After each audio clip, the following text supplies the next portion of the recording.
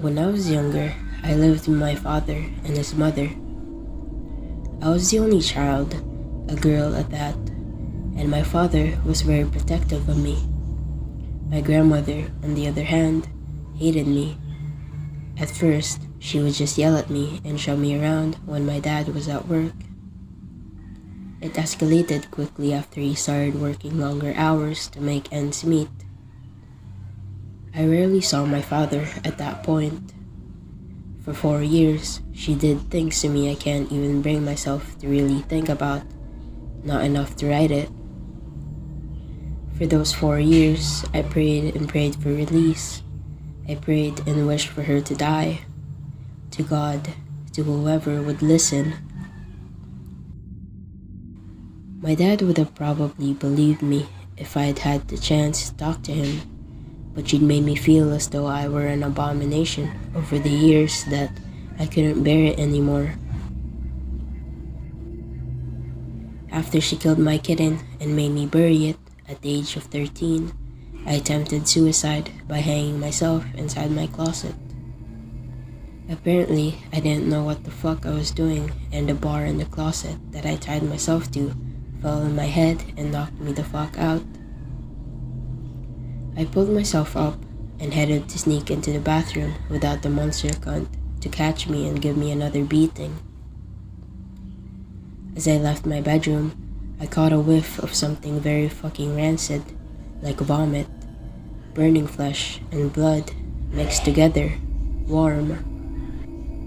I knew all of these smells fairly well, considering what my grandmother did to me, and I thought for a moment it might have been my imagination or her making something disgusting for me to eat to torture me more. While I recognized the separate smells in a way, I'd never smelled something like this. As I got closer and closer to the stairs overlooking the living room, which was right across from the bathroom, I started to hear something. Faintly, I remember hearing it a few feet back, but it suddenly seemed so much louder. My head was pounding, my heart was pounding, and all I could hear was gurgle, smack, squish, rip.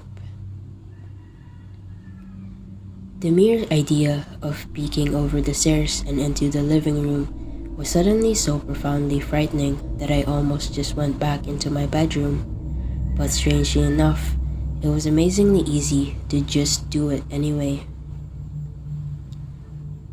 What I saw in the living room will never leave me for as long as I live, in more than one sense. My grandmother was lying on the ground. There was someone wearing black kneeling over her. They were both covered in blood.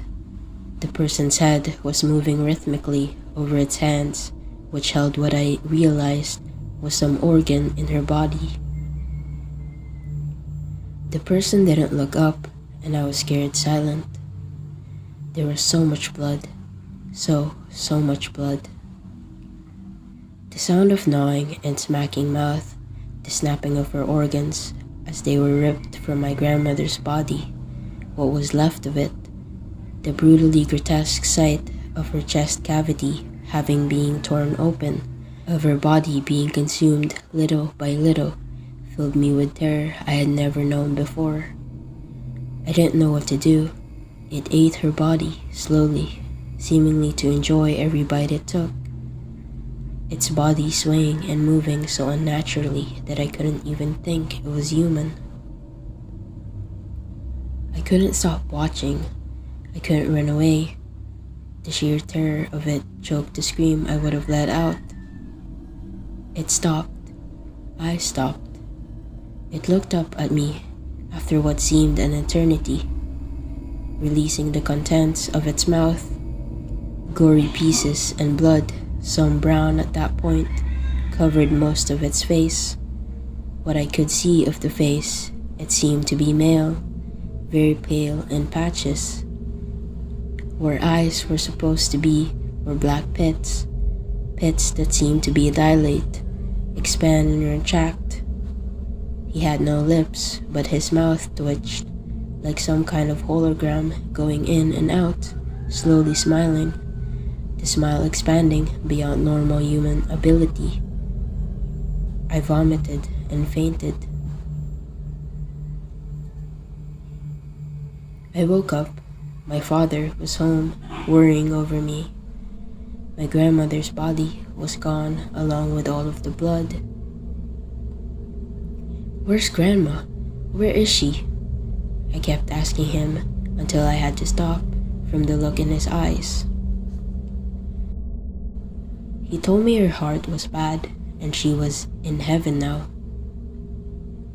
I couldn't believe it. That was impossible, right? Did I imagine the whole thing? At her funeral, on the way to her burial site, I saw the man again. He looked more human, but I knew it was him. I remember that smile. That day, I smiled back. I still have dreams about that man. Sometimes, I think I see him in public. Even when I don't see him, I can feel him there. He's always there, watching me.